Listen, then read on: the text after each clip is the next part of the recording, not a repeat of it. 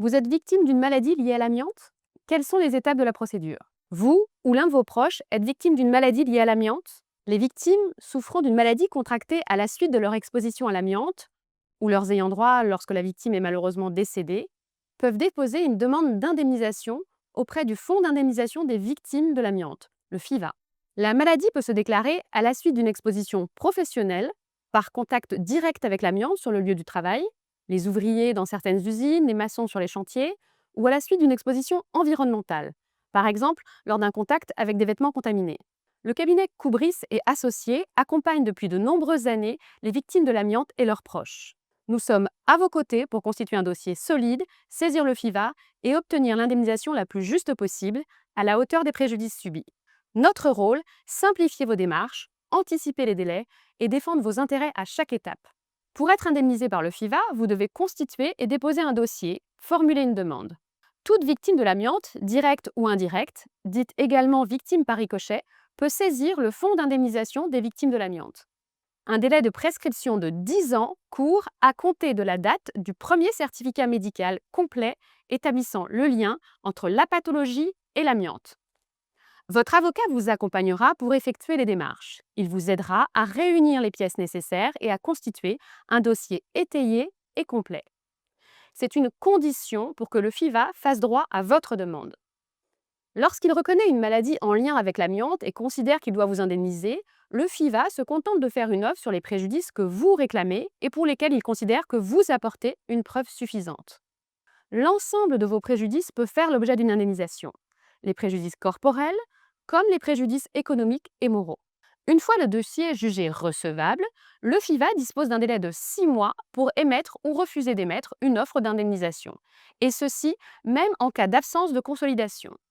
Si le FIVA émet une offre, elle vous sera adressée par lettre recommandée avec avis de réception. Elle indiquera le montant de l'indemnité proposée pour chacun des préjudices reconnus par le fonds sur la base des informations et documents que vous lui avez transmis.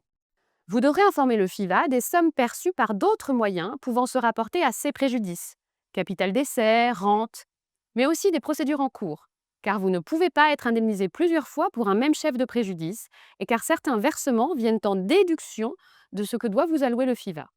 Votre avocat vous aidera à y voir clair et à obtenir tout ce à quoi vous avez droit. Il faut être particulièrement vigilant à ce stade. Si vous décidez d'accepter l'offre, le FIVA a 2 mois pour régler la somme qui vous est allouée. Cette acceptation vaut, logiquement, désistement des actions juridictionnelles en cours concernant les préjudices visés dans l'offre et rend irrecevable toute action juridictionnelle future en réparation des mêmes préjudices. La procédure prend fin une fois l'offre acceptée et les fonds versés. Toutefois, pour les ayants droit mineurs ou les majeurs protégés, l'acceptation de l'offre est soumise au juge des tutelles. Votre avocat se chargera de cette démarche. Si vous refusez l'offre, nous pouvons la contester en engageant une procédure judiciaire. Le silence gardé par le FIVA pendant un délai de 6 mois, après que votre dossier ait été jugé complet, vaut refus de la demande d'indemnisation. On parle de refus implicite. Ce refus peut naturellement être contesté devant les juges. S'il n'y a pas d'offre, nous pouvons la contester en engageant une procédure judiciaire. Si l'offre qui vous est faite est insuffisante ou si votre demande a été rejetée, vous pouvez contester cette décision. Pour ce faire, vous devez porter l'affaire devant les juridictions. Votre avocat vous conseillera sur l'opportunité d'un tel choix.